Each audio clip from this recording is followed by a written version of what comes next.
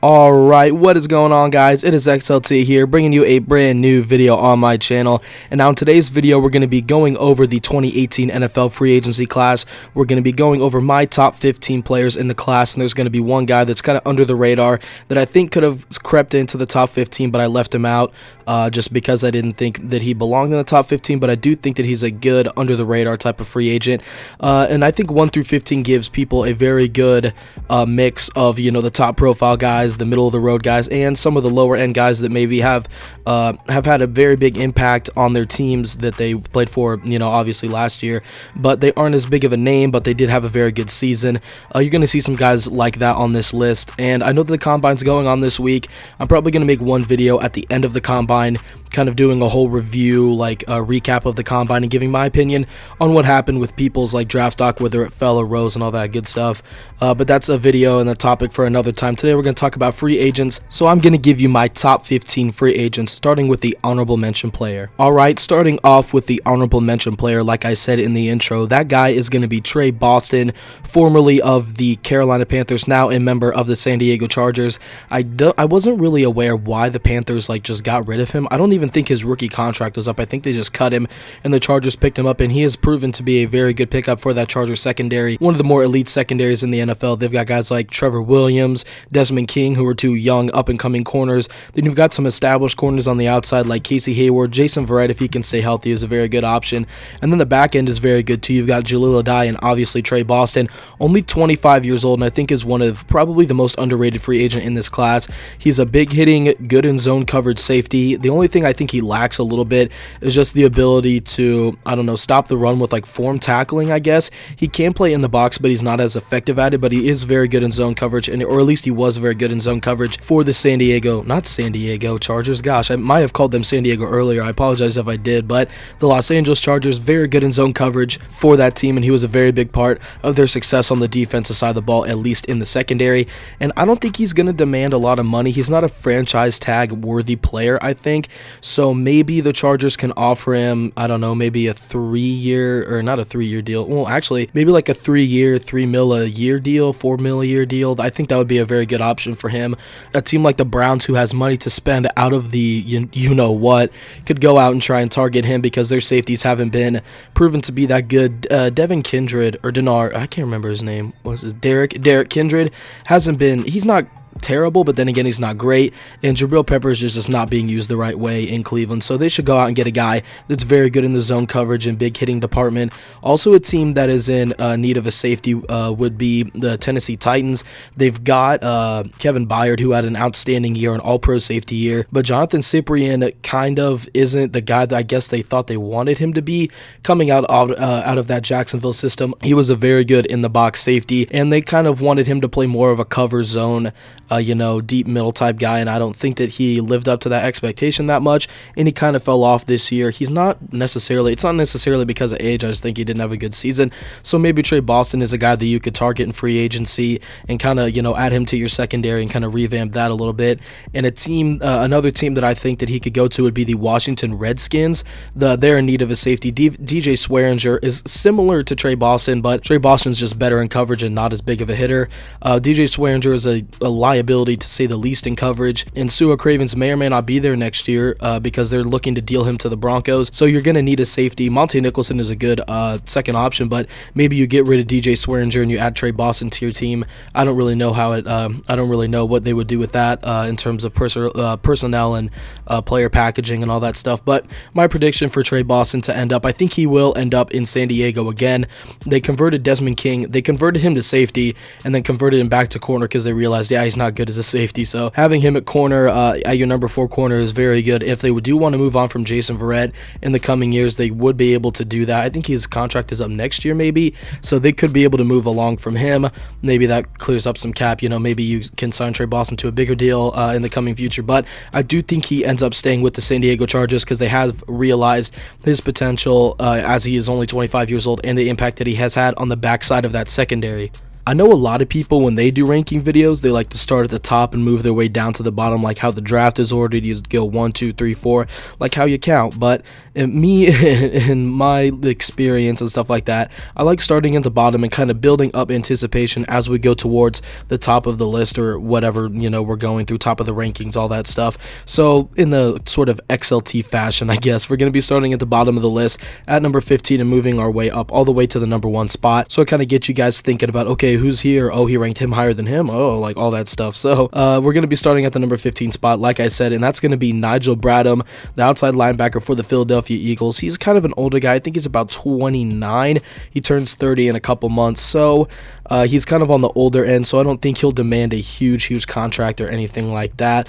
And he's a very effective player, very under the radar player, in my opinion. That's kind of why he's at the bottom of this list. He's very good in zone coverage, one of the best zone cover linebackers in the NFL. He's very speedy, very athletic. He's not great against the run, but he can stretch the field and push to the sideline and make sure that the play stretches and that no big plays come to his side, or nothing gets bounced up and cut back in for a touchdown or anything like that. So he's a very good player, and he was a very big part of that defense, obviously, that won the Super Bowl for the Philadelphia Eagles.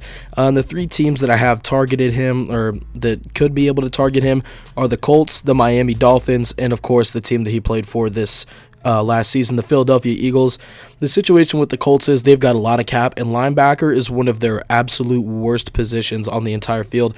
They have nobody there. I don't even know who the linebackers are for that team. I think Barkevious Mingo may be one of them, but he's really a 3-4 outside guy, and they are moving to a 4-3, I'm pretty sure is what they're doing. Maybe I think they are moving to a 4-3. So getting Nigel Bradham to be a 3-4 outside linebacker would be a very good thing. Just put him there so you can kind of, that he's kind of a gap filler, honestly, for a lot of these teams. He's a guy that can be in that position for another 2-3 years maybe, and then you can go and look to draft a guy and develop under him for the next 2 or 3 years, so that guy can be able to start in a couple years. So with the Colts, I think it's all about talent. You got to get yourself a lot of talent in this year's free agency class. There's a lot of pieces. There's a lot of guys that are very good, and Nigel Bradham is one of those guys that can help you a lot in a position that you desperately need, and they have a lot of room in cap, so they can go out and spend the money. The Miami Dolphins don't have a ton of cap room, and so this would kind of be a hard sign for them. They'd have to go out and sign him to, a minimal deal, which I don't think would happen, but they are a team that is in desperate need of a linebacker, as none of the linebackers on their team are very good at all. Kiko Alonso and Koa Measley are 2 of the most overrated players in football, in my opinion, and they just are praised for no apparent reason. Kiko was very good with the Bills. Don't know why they got rid of him, though. Can't really understand that very much. But he went to the Eagles, kind of fell off with the Eagles, ended up going to the Dolphins, and now is not as good as he was when he was at Oregon or when he was on the Buffalo Bills. And then the Eagles, I think this is a must sign for them, because he's a guy that, understands the defense. He's a very important part to why they won the Super Bowl. He's very good in coverage, like I said earlier. He's an athletic linebacker. He can make plays for you in the run and in the pass game. And I think that this is a must sign for them, because linebacker is one of their desperate needs too. Jordan Hicks has proven that he can't, be super healthy, but when he is healthy, he's a very good linebacker. But I don't think that you can afford to give this guy up or to lose him in free agency. So with that being said, I do predict that he will end up signing with the Eagles, maybe on a short-term deal, 1 or 2 years. I don't think they'll tag him. I don't know if he's tag worthy. I mean, we've seen crazy people that don't deserve a tag get a tag before, but I do think he gets a 2-year deal, something minimal like maybe like 1.8 or 2.2, between that range, maybe on that type of a deal. So I think that that's the deal that Nigel Bradham will get from the Philadelphia Eagles. All right, moving on to the number 14 spot, we have Dontari Poe from the Atlanta Falcons.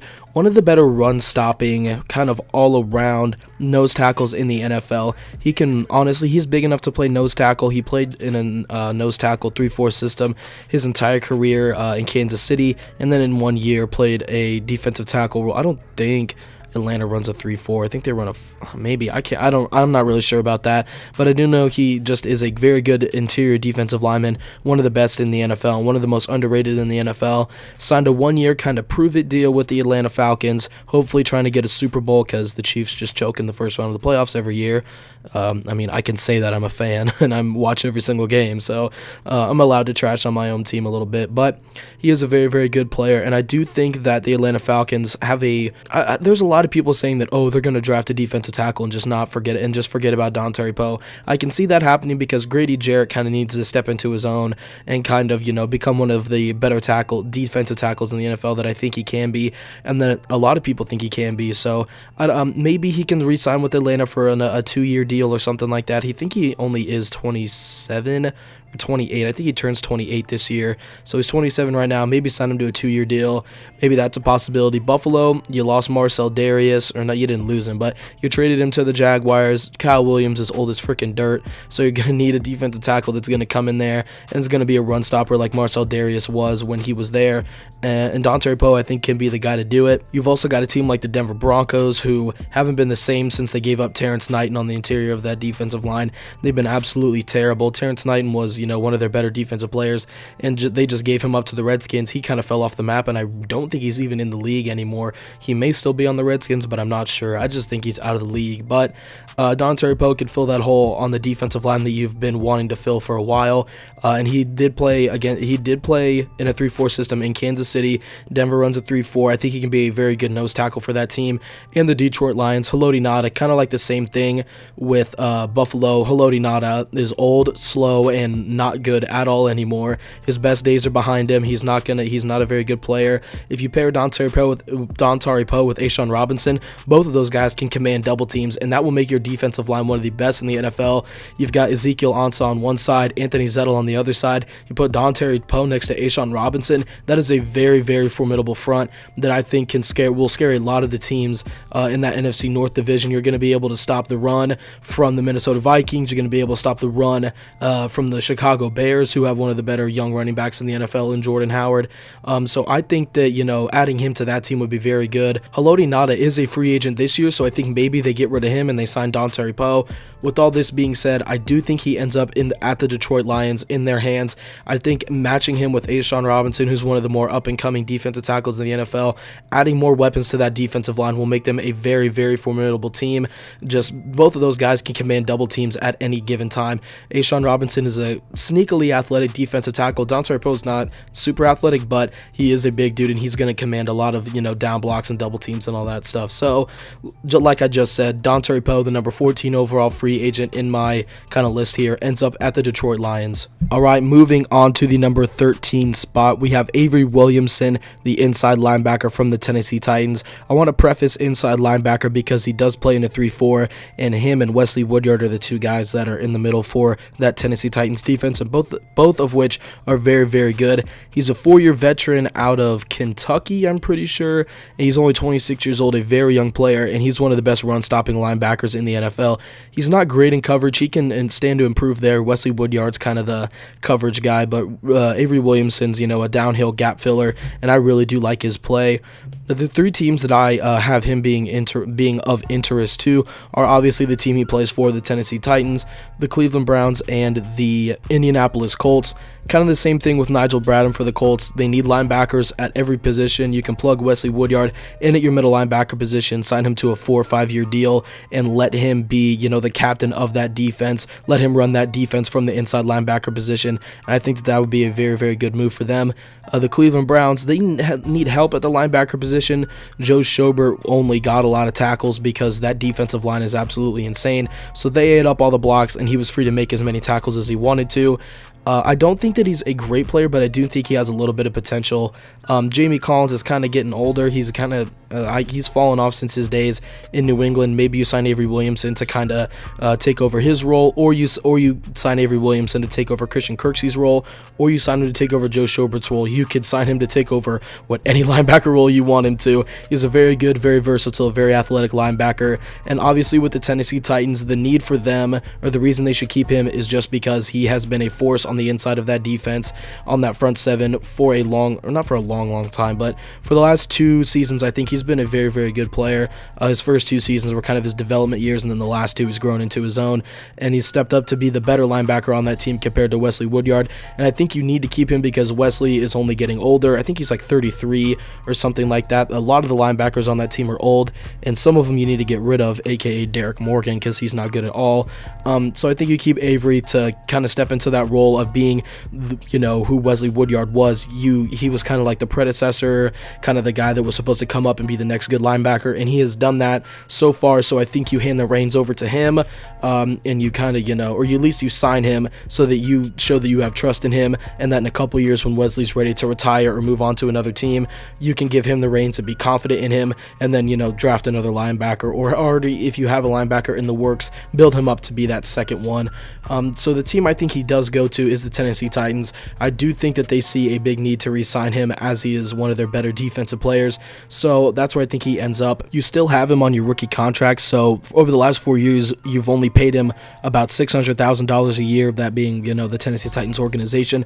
I think he's going to be a guy that maybe takes like 5 a year, 5.5 a year is what I'm going to say, 5.5 per year over the next 4 or 5 years probably, until it gets to about 30. Then you can maybe think about restructuring it, or you go a little bit more short term, you go 3 years, see how he works out from then, and then you can reevaluate and restructure the contract if you need to. But I do think that the Tennessee Titans re-signing Avery Williamson should be your number one free agency priority, I guess. Moving along to the number 12 spot in the rankings, I have Kyle Fuller from the Chicago Bears, a cornerback who was drafted, I think, 4 years ago. I think he was in the same draft class as Avery Williamson. He's only about 25, 26 years old. He's a guy that, had a great rookie season in terms of rookie standards. You don't set the bar too high for rookies, but then he kind of fell off a little bit, had some iffy seasons. There were talks about trades, whether to get him out of Chicago to a different team, and then this year he stepped up his play a lot, and he had a career year, along with his brother, who is now a member of the Kansas City Chiefs. Both of them had career years, and I think that this added a ton of value to Kyle's free agency stock, I guess. He probably wouldn't have been on this list if he was a free agent last year, but since he is this year, he's going to make the list at the number 12 spot. And I've got 5 teams that have possibly a very big interest in Kyle, at least in terms of their position needs, and those are going to be the Kansas City Chiefs, the San Francisco 49ers, the Chicago Bears, the New York Jets, and the Cleveland Browns. The Browns, the Jets, and the 49ers, and I guess the Bears are going to be kind of prominent throughout this video because they are teams with a lot of cap who have a lot of positions in need. The Chiefs are going to be on here just because they have a cornerback need after trading their franchise cornerback Marcus Peters, who, your favorite Kansas City Chiefs fan XLT is not too happy about. Nevertheless, he's not on the team, so we can't really worry about it anymore. So now maybe you go out and you sign a different cornerback. Hey, Kyle Fuller and Kendall Fuller, they're brothers, like I just said earlier, but maybe you add that as like a little family thing. Maybe it's a fun dynamic. I wouldn't, necessarily use that logic in free agency, but he is a very good boundary corner, and his brother is a very good slot corner. We also picked up David Amerson off of waivers after the Raiders cut him, or maybe they cut him, and then we picked him up off of waivers. So now we have 2 outside corners in Kyle, and if we go after and if we sign Kyle Fuller. So we sign Kyle Fuller, possibly. Then we have an outside corner there. You've got an outside corner, David Amerson, and then you stick Kendall Fuller in the slot, and then maybe look to move Terrence Mitchell and Steven Nelson or something like that. With the San Francisco 49ers, they just have a straight up need at cornerback. Jimmy Ward hasn't been that guy for them. Rashard Robinson's a very good player, and I think you need a guy to match him on the outside, or maybe in the slot. Ahkello Witherspoon's a good corner. I wouldn't call him good, but he's up and coming. Maybe stick him on the other side of Rashard Robinson, and then you let Kyle Fuller operate the slot nickel area. He's very good in the run stopping department, so I think that if you put him in the nickel, then that would give him a lot more opportunity to get involved in the run game, which would be very good. The Chicago Bears, their parameters should be just to try and keep him. He's a very good corner. He's been their franchise corner. That's who they drafted him to be, and he's kind of grown into that role. So I think that that's who you have to, that's kind of going to be your focus in free agency, is to get him back and sign him with the team. Keep him there for another 3, 4, maybe 5 years. Sign him to a big deal, or you tag him because you're the only team that can do that, and then give him like another prove it year, like, hey, can you do what you did last year? And if you do, we'll give you a bigger contract. We'll meet what you want. We'll meet you in the middle, and we'll work out a deal from there. The Browns, they are in dire need of a cornerback. Jason McCourty, is it Jason or is it Devin? I can't remember which one is with the Browns. I get them mixed up all the time. But he had a very good year, possibly a career year this year, but he's old, and you got to get some youth in there with that team. You got to match the dynamic. That defensive line, the backfield, the weapons, all those guys are young. You got to get a young corner in there to match that, because I think he's like 30, or he's turning 30, or maybe he already is past 30, but nevertheless, you got to get some youth in there. there. You got a guy like Body Calhoun, who's a very underrated player this year. So you match him up on the outside with Kyle Fuller, and I think that's a very good fit right there. And the New York Jets, a lot of money to spend, a lot of money to use, a lot of money that they need to spend because they need talent absolutely everywhere, all over the field. Buster Skrine and Morris Claiborne are both not, I mean, Morris Claiborne had a career year too, but he's 28. He's kind of reaching the, the peak of his career, probably going to be out of the league in the next, 3-4 years maybe. But you look at a guy like Buster Skrine, who's a good slot corner, not good on the outside. He used to play for the Browns, and he was pretty good, but then he went to the Jets and kind of fallen off. Maybe you target Kyle Fuller to be, your next quote-unquote Darrelle Revis. I wouldn't call him Darrelle Revis, but maybe you need a franchise corner to match Jamal Adams in that defensive line. So maybe that's who you go after. I would say that he ends up staying with the Bears. My prediction is that he stays with the Bears. They're probably going to use the franchise tag on him just to see, hey, like I said earlier, can you replicate what you did last year? And if you can, we'll give you a long-term deal or a deal until we think a time that is good to let you go. Or, if you don't play up to that, you're open to the market again. So I do think he ends up with the Bears on a franchise tag, 1-year deal. Kyle Fuller at the number 12 spot. Moving on to number 11. All right, moving on to the number 11 spot, we have Aaron Colvin from the Jacksonville Jaguars, one of the best slot cornerbacks in the NFL this season. He was only one of 2 cornerbacks the entire year to give up 0 touchdowns in coverage, which is absolutely amazing coming from a slot corner who usually has some of the fastest players on the field lined up against him, like guys like Tyreek Hill lined up in the slot, Stephon Diggs lines up in the slot sometimes, guys like Mike Wallace, some of the speedier guys in the NFL line up in the slot, and shutting them down and not letting them beat you deep for touchdowns. Just is a great thing to have, and it's a great stat, and it's it's kind of boosted his name. It's gotten his name out there a little bit, especially with the growth and the productivity of that Jacksonville defense. He has always been a little bit kind of under the radar, I think, in my opinion. He hasn't always been a great corner, but this year he showed that he has the talent to compete with the best competition and to be one of the more shut down slot corners in the NFL. Some of the teams that I have interested in him, again, are the New York Jets, Kansas City Chiefs, San Francisco 49ers, and of course his team that he plays for, the Jacksonville Jaguars. With the Jets, it's kind of the same thing that I said before. You don't really have a lot of cornerback help. A lot of your corners are old. Your defense is kind of ailing. You've cut a lot of guys. You've traded some guys. A lot of guys are getting old, so you need some new youth. You need some help in there, and I think adding Aaron Colvin would be very good. He can play outside corner. He's more effective in the slot though, but I think if the Jets signed him, they'd more than likely use him on the outside. They've got a lot of money to spend, and I think that they should just target as many people as they can, offer as many contracts as they can, because what's the worst they're going to do? Say no? I mean, then you have more money to spend the next year. So I think going after Aaron Colvin's a good decision for them. For the Chiefs, kind of the same thing. Need a little bit of help at cornerback. If you can play Aaron Colvin on the outside and keep Kendall Fuller on the inside, I think that's good. A lot of people have said that Kendall Fuller has, the skills and the ability and the potential to play boundary corner. So I think if you can move Kendall Fuller to the boundary and Aaron Colvin to the slot, where both of them are more comfortable in the slot. So if you want to go man up, you can switch them around. They can line up in the slot or outside. That'd be a good thing too.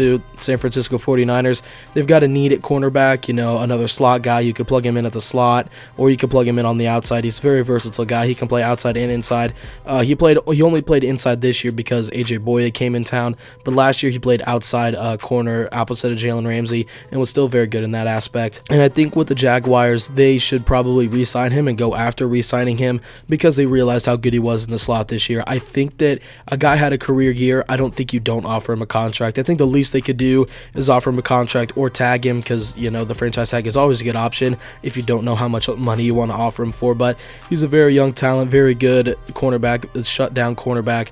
I think you have to at least offer him something. You can't just let him walk in free agency, especially how he helps your defense this year. My prediction for Aaron Colvin, I would like to say that he ends up staying with the Jacksonville Jaguars just because they want to keep that defense as stout as they can for the next few years, at least while Blake Bortles kind of comes into his own a little bit. Hopefully, I think that's what they're hoping for. So keeping that defense as talented and as loaded as they can for the next years to come would be a very good decision, I think, in my mind, if I were them. So I think signing Aaron Colvin should be their biggest priority in free agency. I think it's honestly their only priority besides maybe restructuring contracts and stuff like that. But Aaron Colvin to the Jaguars, That's my prediction. Probably on like a maybe they could tag him, but I don't think they would. They're probably going to sign him to like a 4-year deal, something like that, long term, because they know how good he is. Because if AJ Boye starts, not playing good, they can maybe use to look him for trades, or if they sign Aaron Colvin, they could use him for trades down the line. So Aaron Colvin to the Jaguars in free agency at the number 11 spot. Moving on to the top 10. All right, moving into the top 10 of this free agency rankings kind of prediction video, I've got Sammy Watkins from the Los Angeles Rams. Still crazy to me that they moved back to LA, but I think it's best for their franchise that they would have done that anyway. Get a lot more clout, a lot more attention, if you know what I'm talking about. But Sammy Watkins, the 3 teams that I have targeting him or that could have interest in him are the Chiefs. Again, that's like the 3rd time in a row that they've they could have interest in a player. The Chicago Bears and obviously the Los Angeles Rams. I think that the most likely thing that happens is that the Rams tag him because they got Marcus Peters, they got their cornerback that they wanted, the guy that they've been franchise tagging for the last few years, Tremaine Johnson, probably ends up walking in free agency, and I don't think that they are going to franchise tag him or sign him to a long-term deal, as he is 28, so signing him to a long-term deal would be stupid, and franchise tagging him again would only piss him off more, because he wants a long-term deal, but he's not going to get one. So Sammy Watkins to the Rams, I think is what happens, is probably what's going to happen in terms of just, franchise tagging him, seeing if he can play a full year, be healthy for your team, and be productive and help Jared Goff out a lot. The Chiefs, I think that their reasons for going after him would be to get another big body on the outside. You've got Tyreek Hill on the inside, you got Travis Kelce at tight end, but you don't really have a true number 1 wide receiver. You do have a lot of playmakers though. You've got guys like Albert Wilson, Demarcus Robinson, Chris Conley. Chris Conley can develop into a potentially a very good number 1 wide receiver, but he had some inconsistency with his hands his rookie year, and then last year he was injured most of the entire season, so we haven't really got to see his development, but I would like to see him, hopefully get back on the field and get healthy and be very effective and help Patrick Mahomes out a lot in terms of the deep ball, jump ball receiver. But if he doesn't pan out, or if you don't think he will, you can target Sammy Watkins into being that true number 1 outside receiver to help Patrick Mahomes out, who's a very young, up-and-coming, probably one of the better quarterbacks, young quarterbacks in the league. I definitely think so. So Sammy Watkins would just be, adding weapons on the offensive side of the ball, obviously in the terms of an outside receiver.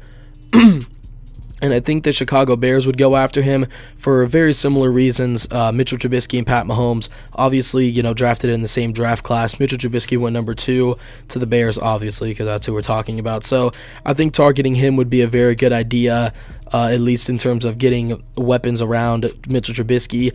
It's not really, in the Bears kind of style to get, a smaller. I mean, Sammy Watkins isn't small by any means. He's 6'1", but they do like those big body, 6'3", 6'4", Braden Marshall, Cameron Meredith, who's the other guy? Alshon Jeffrey. Jeez. They like the big body outside receivers. So Cameron Meredith is also a free agent. Maybe you go after Cameron Meredith, sign him to a smaller deal, and say, look, we want to go after a bigger target to pair with you on the outside, and they go after Sammy Watkins.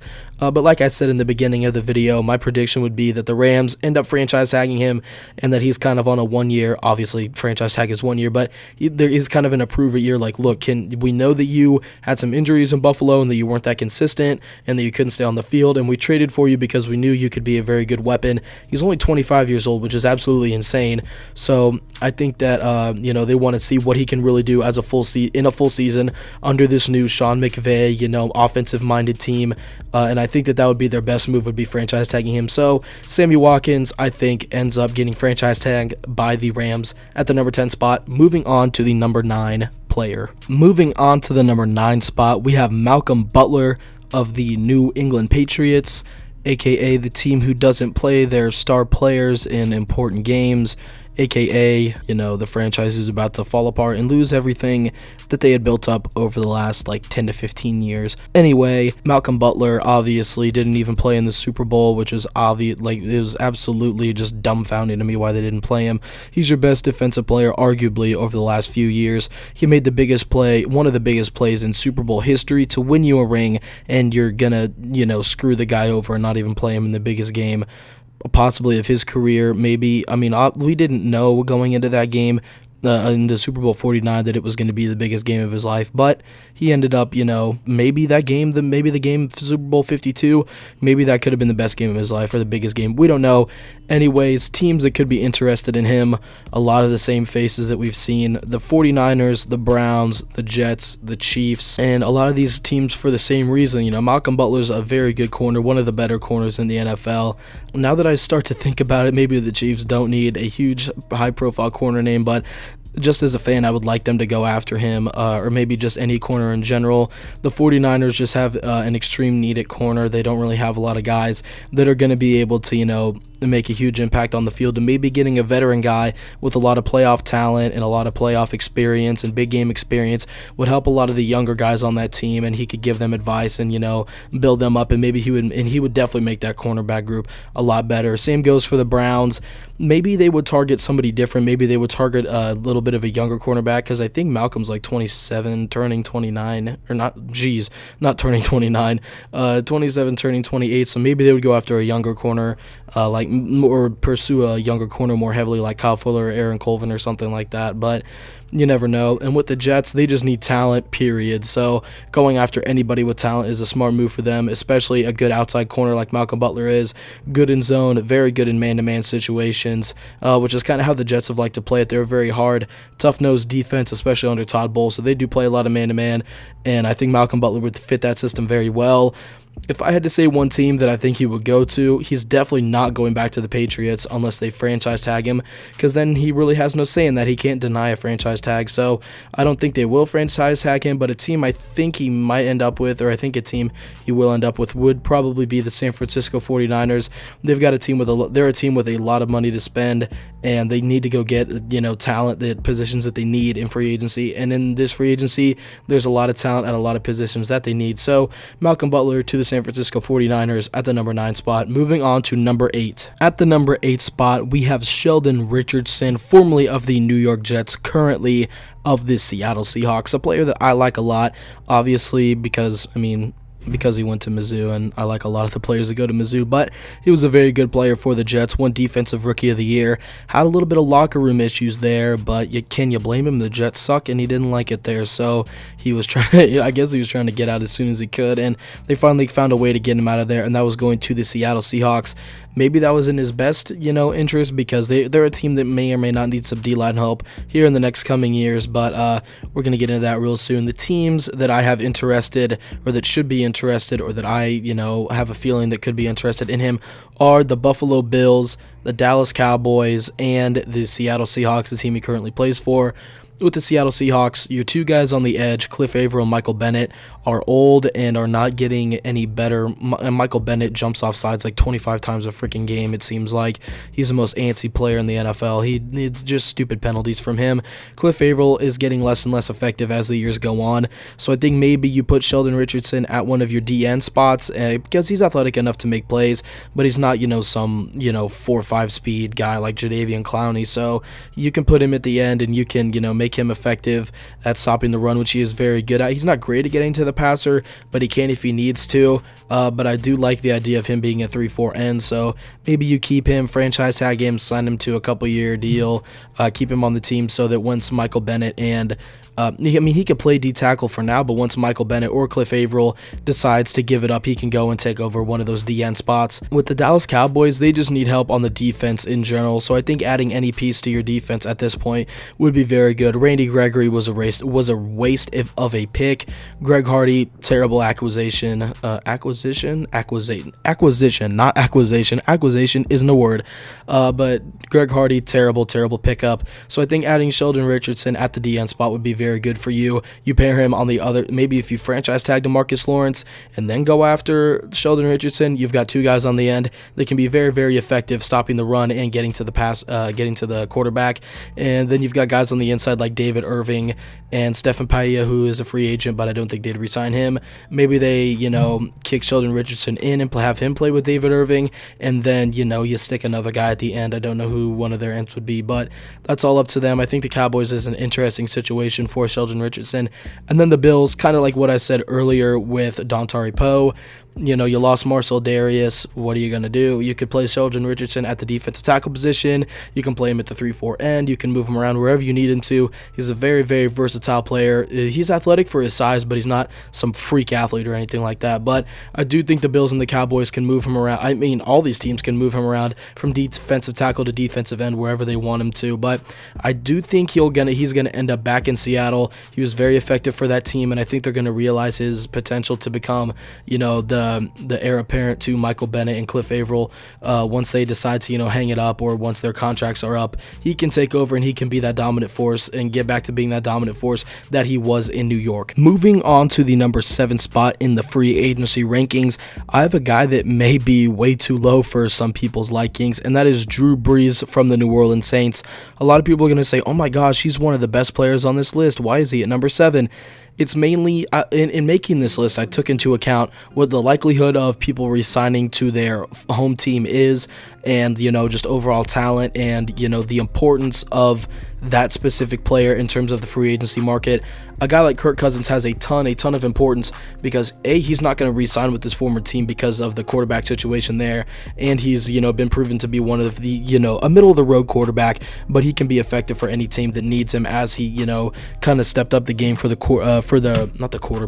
Redskins when he was there after RG3 kind of fell off and, did his, little injury bug dance thing. So Drew Brees is lower on this list just because I have a very, very high suspicion that he is not going to try and explore other options, and that he's going to stick with the team that he has won a Super Bowl with in the city that he has dedicated a lot of his life and raising his kids and all that stuff too. So in saying that, I do think he is going to re-sign with the New Orleans Saints, probably to, I think he's, is he 33? I think he's like 30. No, he's not. He's like almost 40. So maybe on like a two-year deal max, maybe 3. 3's pushing it, but on a 2-year deal, so he'll have this year and then the next year to play it, or maybe they franchise tag him this year and then say, or let him decide when he wants to call it a career. So Drew Brees to the Saints, I think, is definitely going to happen. But I do have a team on here, the Buffalo Bills.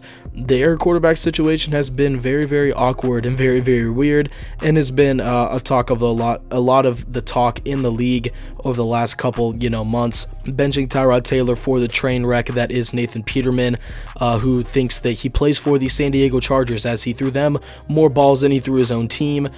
So I think that they've shown that they don't like Tyrod Taylor in Buffalo, so maybe they try and go after Drew Brees. He is a free agent. Anybody can offer him a contract, and he can say no to any contract that's offered to him. So I don't think that he leaves the Saints. They weren't even one game away from making the Super Bowl or the NFC Championship. They were one play away from making the NFC Championship. So I think he stays with the Saints. He realizes that, not realizes, but I think he continues to believe that this is the city where he belongs, and I don't think he will go anywhere else. So Drew Brees to the Saints. Let's move on to the number 6 spot. All right, moving on to the number 6 spot, we have LaMarcus Joyner.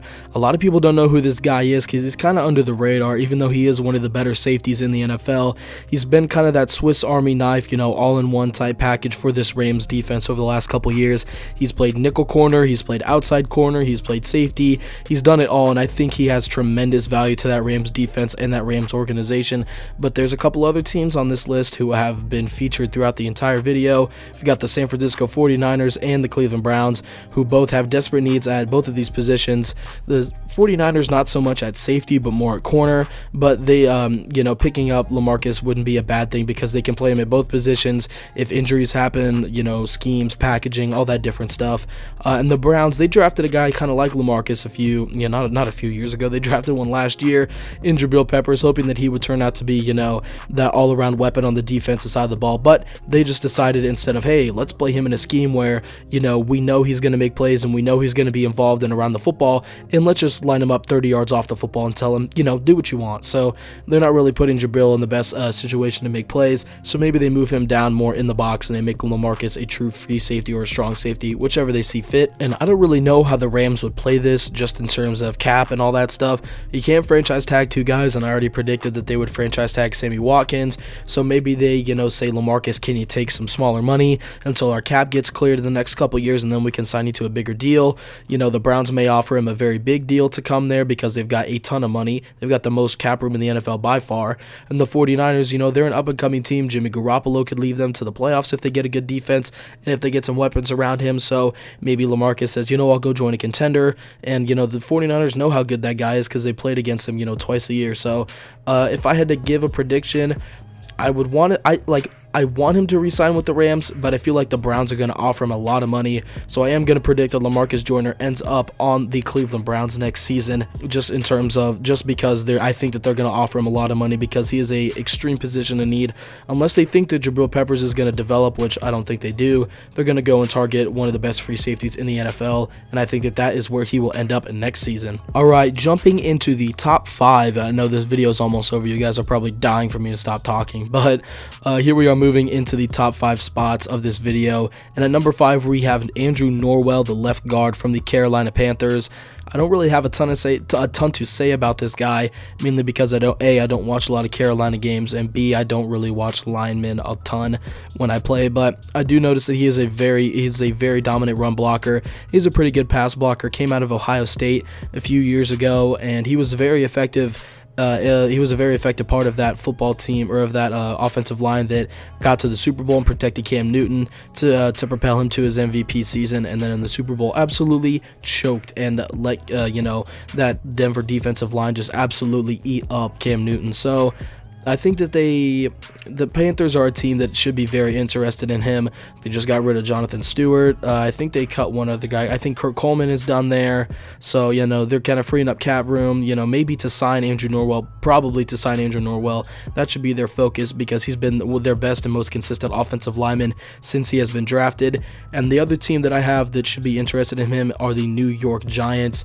Justin Pugh isn't getting any better. He's getting older and he's kind of fallen off a little bit, but I still think he's a viable option. Maybe you go after him a little bit, and then you move Norwell to the right side because the right guard, I don't even know. I think maybe it's John Jerry. I couldn't even tell you who it is because that offensive line is absolutely atrocious. So maybe you sign Weston Richburg to a smaller deal. You go out, you get Andrew Norwell, shore up that offensive line, and then draft Saquon Barkley in the draft. I think that's the direction that they should go, beefing up the O-line to help that rookie running back.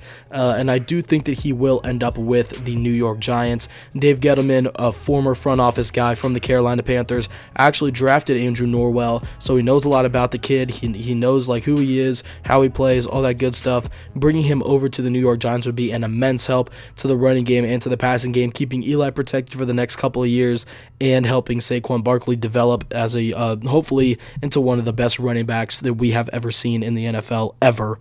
I sound like those people who think that he's going to be the next freaking Barry Sanders or something like that. But I think Saquon Barkley can be pretty good. And if you put the pieces in front of him, and you put good offensive linemen in front of him, he will be more successful, as we've seen, with Zeke, not with David Johnson, his offensive line's terrible, but with Kareem Hunt, with Ezekiel Elliott, with, all the good running backs in the NFL, Melvin Gordon, guys like that. They are successful because their offensive lines are good. So I think, doing that for Saquon Barkley is an immense help.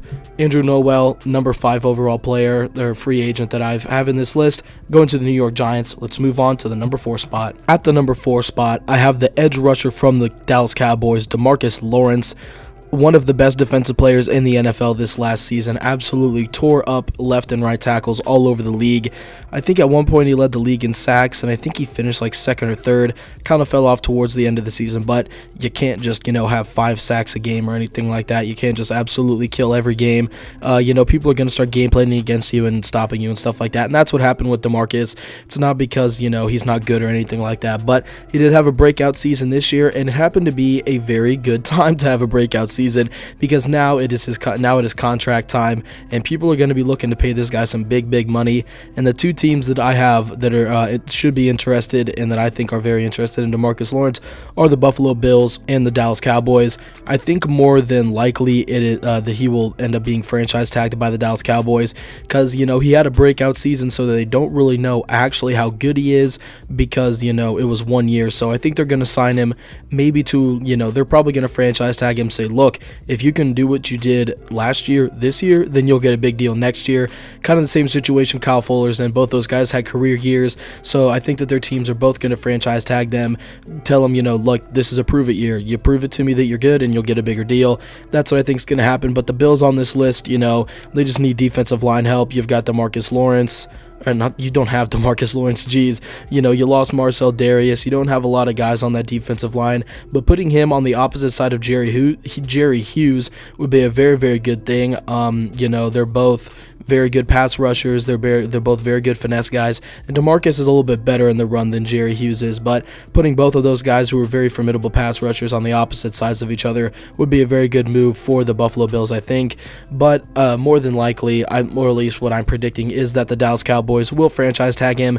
Either that or they'll sign him to a multi-year deal. I mean, that's the only thing you can do, but franchise tag is more than likely coming for DeMarcus Lawrence this offseason at the number 4 spot. Let's move into the top 3. At the number 3 spot, I have a guy who is one of my favorite players in the NFL, one of the more underrated wide receivers. I think a lot of people just kind of overlook his name. He's definitely a top 5 wide receiver in the NFL, in my opinion, and that guy is Allen Robinson from the Jacksonville Jaguars.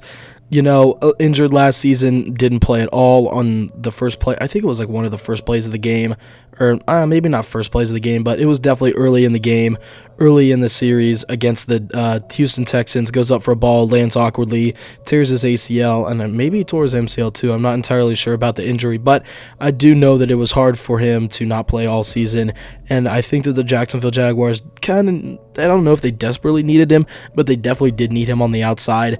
They've got guys like Marquise Lee, who else do they have? Dede Westbrook, Keelan Cole kind of came into their own, and they kind of developed, Allen Hurns too. They developed, around Blake Bortles, and it was I don't want to say it was his worst year, but it definitely wasn't his best year as a quarterback. Allen Robinson was kind of the red zone target, not necessarily the deep threat, but he was kind of like, the go up and get a guy, the jump ball receiver, a very good route runner as well for that Jacksonville Jaguars team. And there are 3 teams on this list that I think should be very interested in going after Allen Robinson. The Jaguars I have on this list just because I think that, they should try and retain him if they can. Marquise Lee is also a free agent. I think they should let Marquise Lee go and then target Allen Robinson because he is definitely the better wide receiver. Marquise Lee is kind of, the number 2 guy or the slot. He's more of the slot guy. So you could have a guy like Keelan Cole or Dede Westbrook step up and fill that role very, very easily and keep him and Allen Hurns on the outside, the 2 jump ball, tall, go get him, big body wide receivers. The Bears, you want to add more weapons around Mitchell Trubisky. It's only going to help his development. If you don't have any weapons around him, he's not going to develop very well. He's going to be thrown to a bunch of nobodies. So I think you need to go out and you need to get some wide receivers and you need to get some weapons that are going to help Mitchell Trubisky develop down the road. And the San Francisco 49ers, not kind of the same thing, but not really the same thing. Jimmy Garoppolo proved to be, a very, very good quarterback and throwing to a bunch of nobodies. He was throwing to like Pierre Garçon, Trent Taylor, Garrett Selleck, a bunch of just a bunch of nobodies. So I think that if you got a big name target and a guy who's a very, very good wide receiver, like I said, in my opinion, top 5 in the league, if you can go out and get a guy like that in free agency, that would be absolutely insane. That would help your offense a lot because that is a huge need for them. I think they I think they should also address that need in the draft a little bit, but if you get a big-time guy like Allen Robinson, that would help out Jimmy G's development and his growth and his confidence as a football player and as a quarterback a lot. If I had to predict the place that he would go, I don't want to see him out of Jacksonville. I think that that's where he belongs. That's where he should try and finish out his career, but if he doesn't want to go for the money and for the big market and stuff like that, he will go to San Francisco, but I think more than likely they let Marquise Lee go, and that opens up a little bit more cap room to sign Allen Robinson. He sat back in a year. He wasn't on the team at all, or he wasn't not on the team, but he didn't, really have an effect on a team that went all the way to the AFC Championship game and, got screwed out of winning because the refs are absolute idiots. So I think that, maybe he stays with Jacksonville and says, what, this team has the capability to make it to the Super Bowl through our defense. I'm going to stick around. I'm going to help Blake Bortles. I'm going to help our offense get, to more of an elite level, to more of a better level, and then we can probably make a Super Bowl. And that's what I think is going to happen. I couldn't really guess the numbers on a guy like this because he's a very big, he's going to demand a lot of money, and they don't have a ton of money to give out, but I think that they're going to try and keep Allen Robinson by all means. San Francisco is also a very close second. I could see it happening, but my gut feeling right now is going to the Jacksonville Jaguars, but I wouldn't be surprised if he ended up in San Fran next season. Moving on to the number 2 spot, we have LeVeon Bell, who can arguably be the best free agent in this class, but for the same reasons I have Drew Brees at number 7 is the same reasons I have him at number 2. There's just a higher probability that he could re-sign with his team that he currently plays for, and there's not a lot of other teams that I think have a dire need at running back that he wants to play for. So I think that him being at number 2 is just purely talent. He's a great player, best running back in the NFL in my opinion, very versatile, the best pass catching running back in the NFL in terms of like screens, and best at making a lot out of not a lot. So he's very good at reading holes and being patient and hitting the hole when he needs to and when it's open and all that good stuff. So the 2 teams that I have that are a possibility he could go to are the Pittsburgh Steelers and the Tampa Bay Buccaneers, which is a team that not a lot of people are talking about. I think in order to pay Le'Veon, they would have to go a lot towards their max. They already got rid of Doug Martin, they got rid of Chris Baker, so both of those guys are gone off their cap. I think that they should try and go after Le'Veon Bell because I think that, getting rid of Doug Martin symbolized, look, we're done.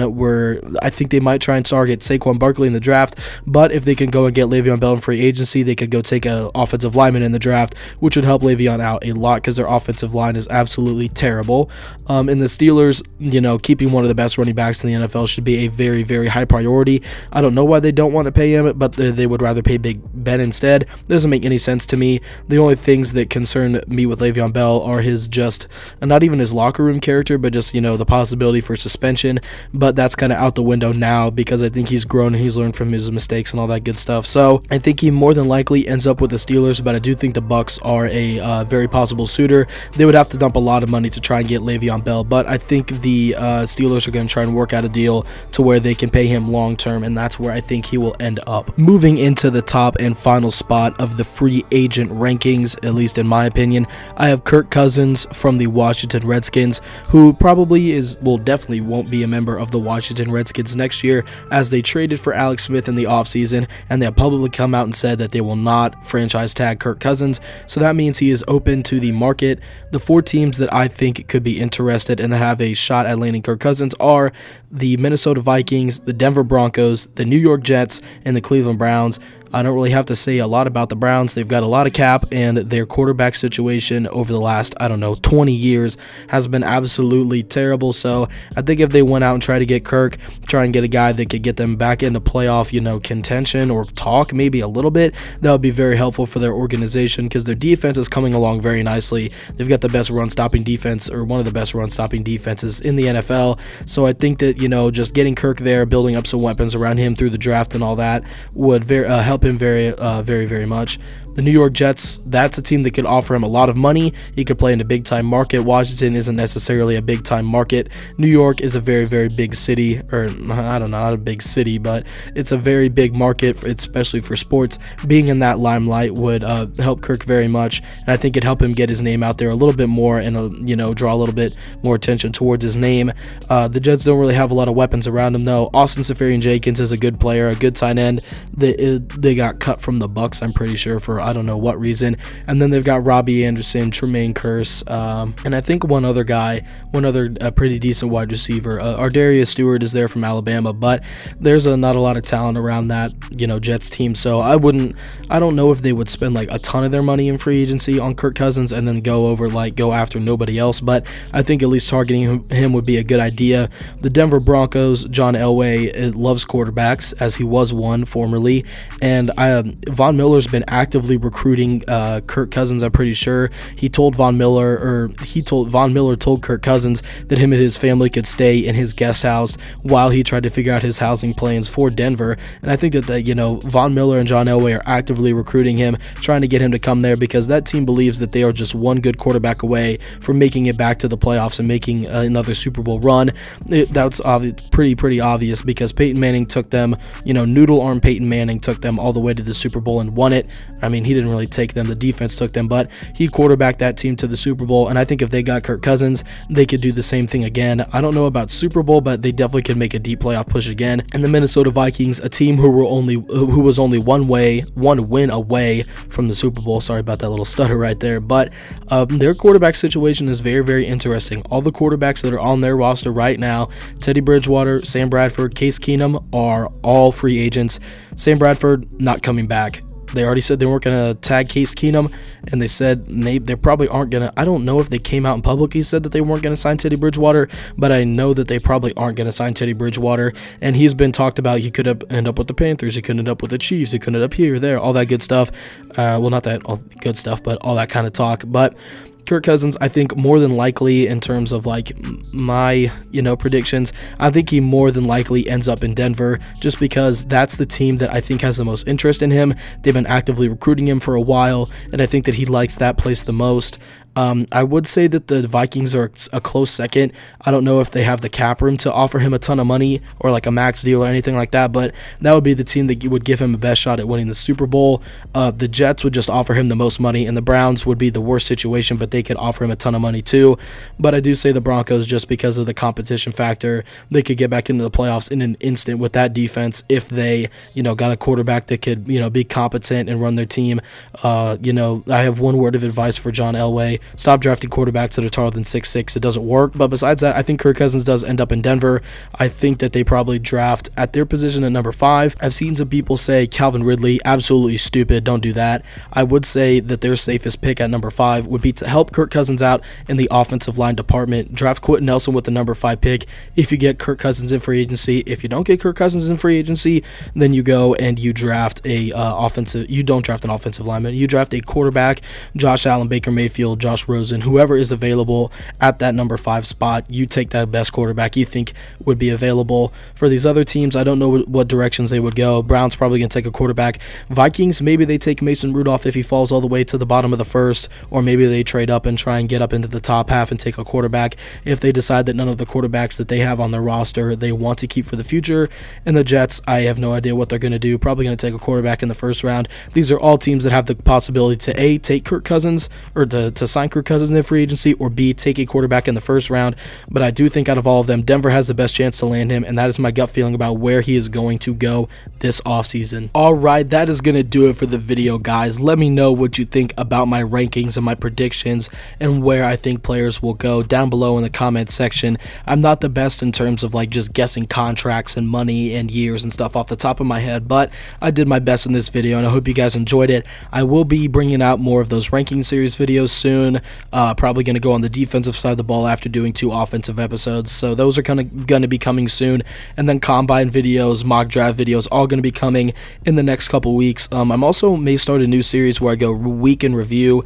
At least there's a lot of stuff that happened in the NFL this week, so I plan on making a video after the weekend is over, once Monday comes around, and going like a little week in review, like from the last Monday to this Monday, and going over all the big topics and all the big news and stuff like that.